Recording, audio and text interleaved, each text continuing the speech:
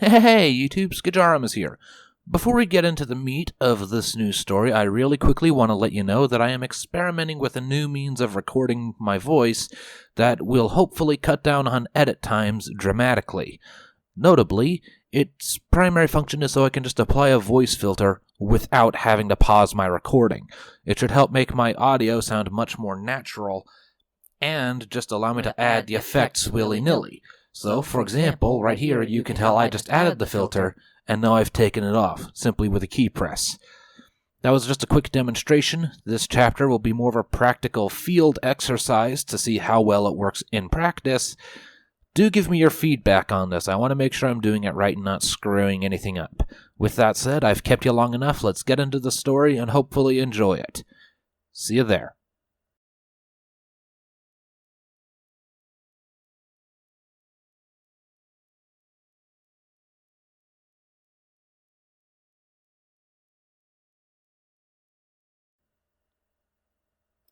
Change by Tom 117Z. Prologue.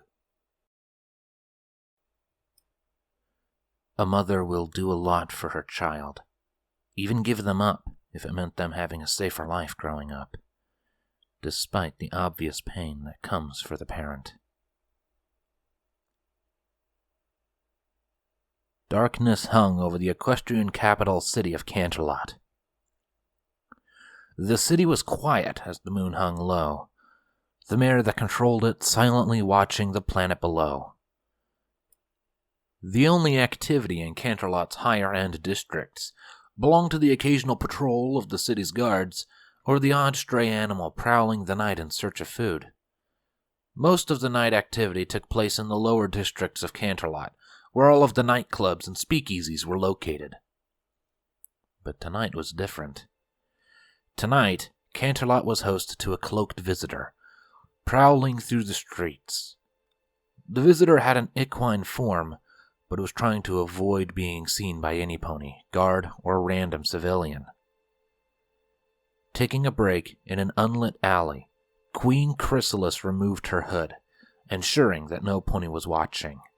She lit her horn and retrieved her map. She was looking for one house in particular, a house belonging to one of Canterlot's lower noble families. Chrysalis had done her research, sifting through family after family, trying to find the perfect one. And in the end, there was really only one viable choice among them. The household of Nightlight and Twilight Velvet. Twilight Velvet. An odd coincidence, she shared a name with the nymph contained in the bundle Chrysalis held close. Princess Twilight of the Badlands Changeling Hive, daughter of Queen Chrysalis. She had been named Twilight due to her sparkling lavender eyes. Most queens were born with green eyes, but her daughter was different. The first time she had looked upon them, they had reminded Chrysalis of the sky at the edge of the Badlands, only colored so during the transition between day and night. Twilight.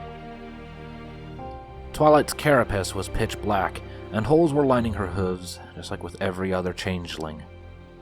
Her mane was a transparent blue, with a green highlight streaking through it. Her tail had the same coloration. Small wings fluttered on the back of the sleeping nymph, and a small black stub of a horn just poked through her mane. Chrysalis had been so overjoyed when Twilight was born, and she had vowed that day to protect her beloved daughter no matter the cost. And what a cost it would be. Changelings can survive without love energy, simply by eating both meat and vegetables, but they are extremely weak without any love. A maturing changeling queen is very different. During their early years, a new princess requires a steady stream of passive love in order to survive. A lack of love energies during this period would be fatal.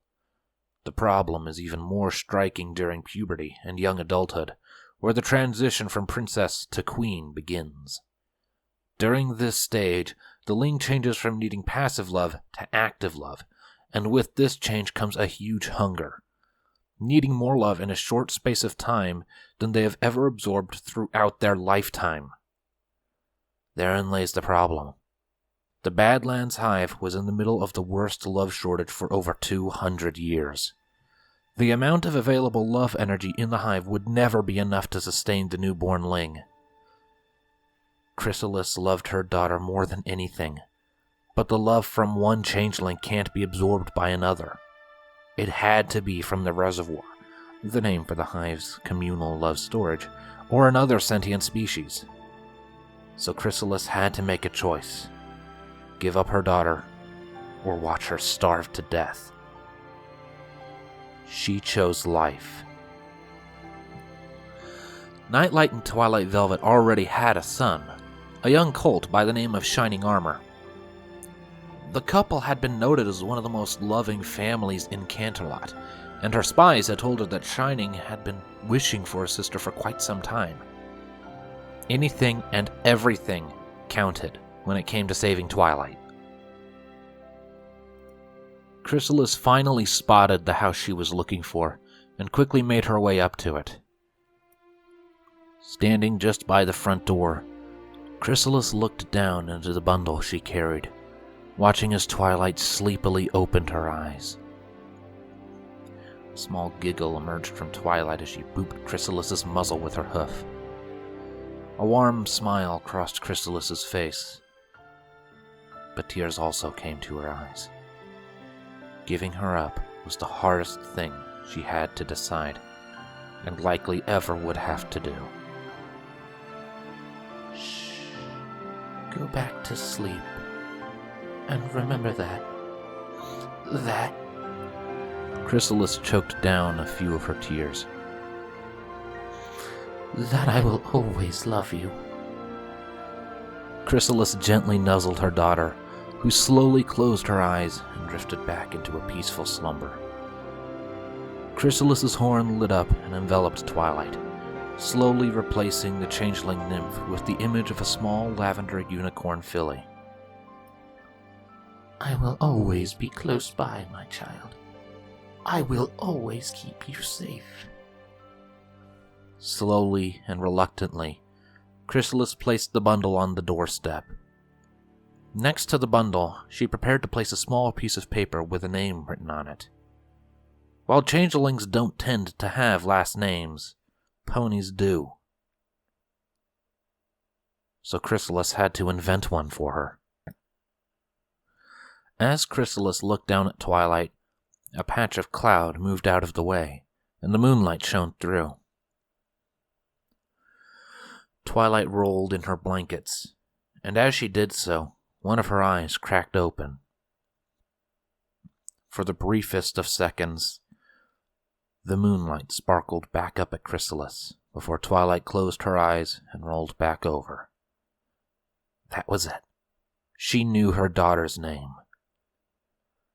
Placing the paper down on the bundle, Chrysalis knocked on the door several times as loud as she could, and then hid in a nearby alleyway again.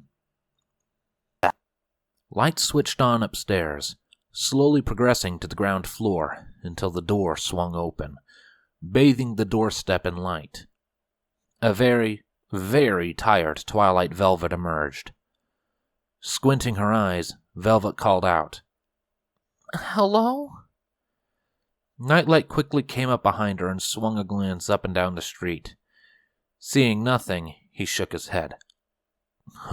Damned pranksters. Likely just some colts messing about in the dead of night. Velvet sighed. Let's just go back to... Wait. A small gurgling sound could be heard. Velvet noticed the bundle on the doorstep and looked closer.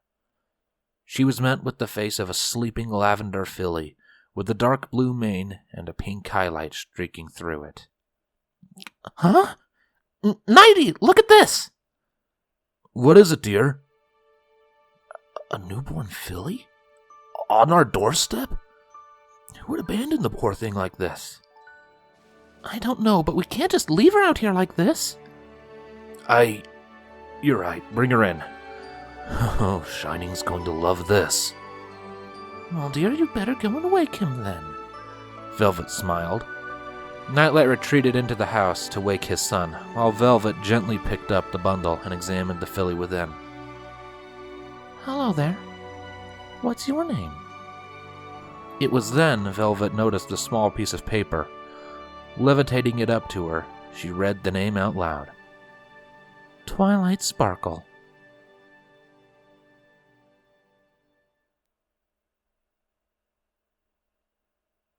"18 years later. 6 mares sat just outside Ponyville, enjoying a picnic in the idyllic countryside, before said picnic was interrupted by the belching of a small purple dragon. Twilight! I have... Let me just...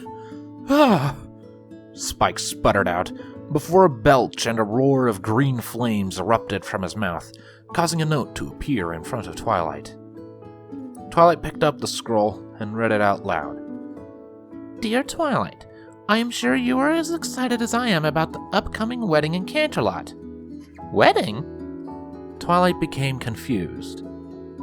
I will be presiding over the ceremony, but would very much like you and your friends to help with the preparations for this wonderful occasion. Fluttershy, I would like you and your songbird choir to provide the music. Pinkie Pie, I can think of no one more qualified than you to host the reception. Applejack, you will be in charge of the catering for the reception.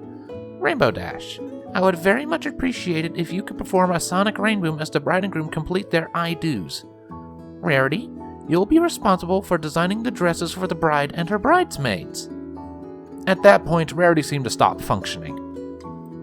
And as for you, Twilight, you'll be playing the most important role of all, making sure everything goes as planned.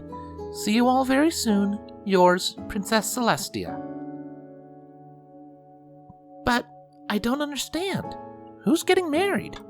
Twilight asked questioningly, wondering if perhaps they had heard anything. Oh, wait. I was probably supposed to give you this one first. Spike realized and handed Twilight a second scroll. Twilight rolled her eyes and read out the second scroll. Princess Celestia cordially invites you to the wedding of Princess Miyamori Cadenza and... My brother?!